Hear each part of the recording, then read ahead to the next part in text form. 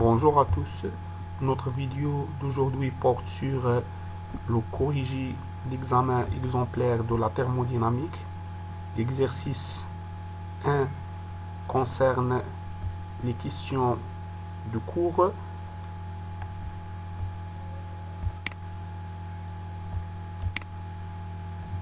La question A, définir le travail d'une force et montrer que le produit P fois delta V a la dimension d'un travail. B, donner les dimensions, c'est-à-dire l'unité dans les systèmes internationaux ICE de la chaleur et de la température absolue T, grand T, en déduisant la relation entre grand T et la température θ en degrés Celsius. La question C, donner les expressions de la chaleur élémentaire, c'est-à-dire ΔQ, en fonction des variables d'état PV, TV et TP et PV. La question D, peut-on apporter la chaleur à un système sans changer sa température? E, peut-on changer la température d'un système sans lui apporter de la chaleur? Justifiez votre réponse. On passe à la correction. La question A, définir le travail d'une force et montrer que le produit PV a la dimension d'un travail. Donc par définition, le travail élémentaire d'une force F qui déplace son point d'application de ΔL défini par ΔW égale le produit scalaire de F scalaire du L. Donc l'unité de travail est le joule. Donc le travail c'est une énergie. Donc l'unité internationale de l'énergie c'est le joule. Donc comme la définition de la pression P, c'est la surface divise, ou bien c'est l'intensité de force divise la surface. L'équation dimensionnelle, dimension de P égale dimension de F sur dimension de S. Et le volume, donc le volume a les dimensions de surface qui multiplient la longueur. Donc dimension de V égale dimension de S fois dimension de la longueur L. Alors, dimension de pi fois delta V égale la dimension, on remplace dimension de pi, c'est F sur S, et dimension de V, c'est S, dimension de S fois dimension de L. Donc, on simplifie par S, dimension de S, de la surface. Elle reste que la dimension de P fois V, delta V égale la dimension de F fois dimension de L. C'est-à-dire dimension de la force fois dimension de la longueur. Or, dimension de F, comme unité, c'est l'intensité d'une force en newton. Et aussi, comme le poids, P égale M fois G, donc l'unité est ou bien newton, équivalente aussi l'unité de la masse, c'est kilogramme dans le système SI, et l'unité de chose de pesanteur G, c'est M, c'est mètre par S carré, c'est-à-dire comme l'accélération en mécanique.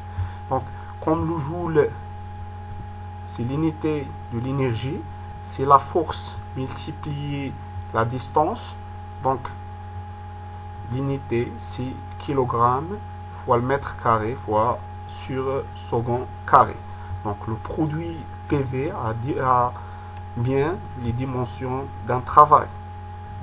Donc, le produit de PV, c'est la dimension de travail et aussi la dimension de l'énergie en joule. La question 2.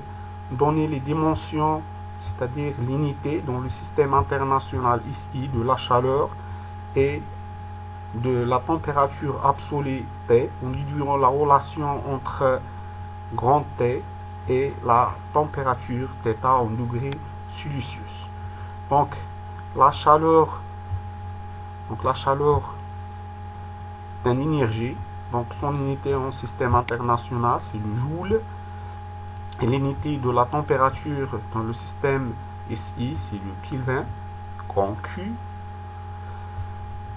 Et alors la relation entre l'échelle Kelvin et l'échelle de Celsius, c'est-à-dire T en Kelvin égale θ en degrés Celsius plus 273,15 ou bien tout simplement 200 plus 200 θ plus 273.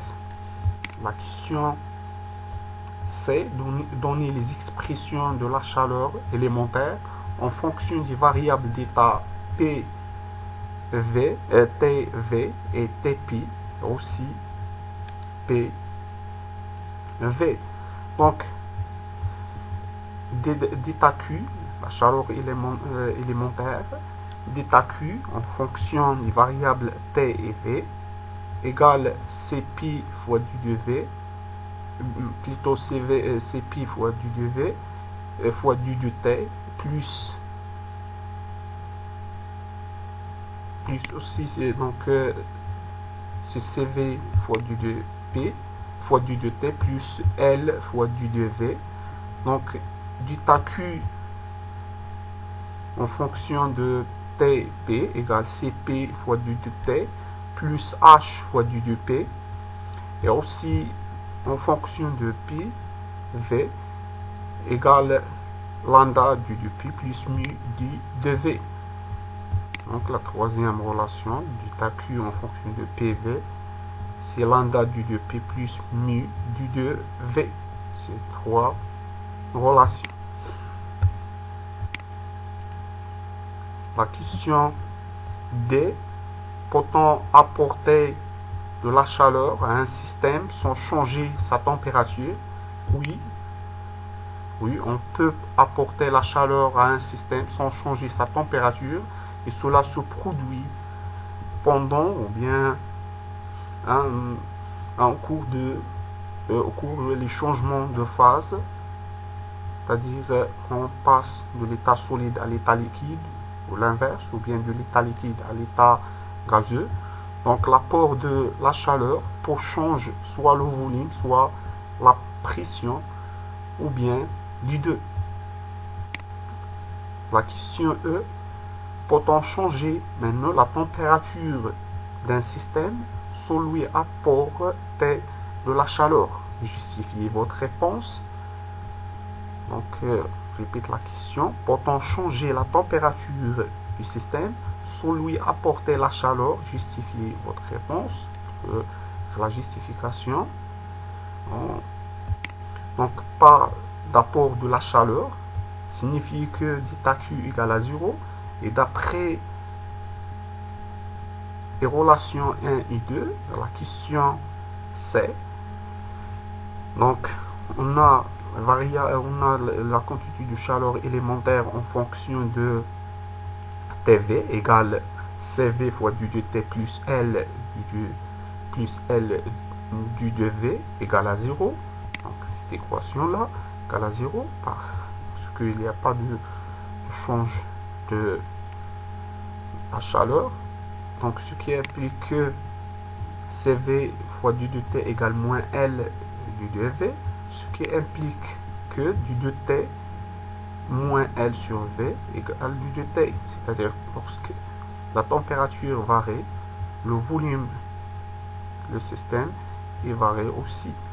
Donc d'après l'équation 2, donc Cp du 2T plus H fois du 2P égale à 0, quantité de chaleur élémentaire, ce qui implique aussi Cp fois du 2T égale moins H fois du 2V, implique du 2T égale moins H sur Cp fois du 2P, donc aussi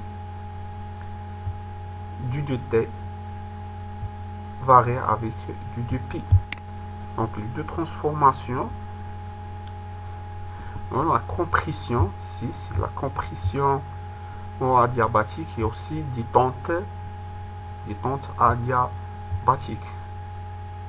Donc بهذا ننهي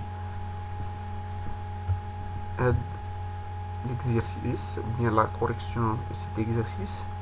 Donc نلتقي إن شاء الله بالنسبة l'exercice 2 de l'examen exemplaire. لا تنسوا الاشتراك في القناة تشجيعا لنا على المزيد من العطاء، وشكرا لكم. أعانكم الله.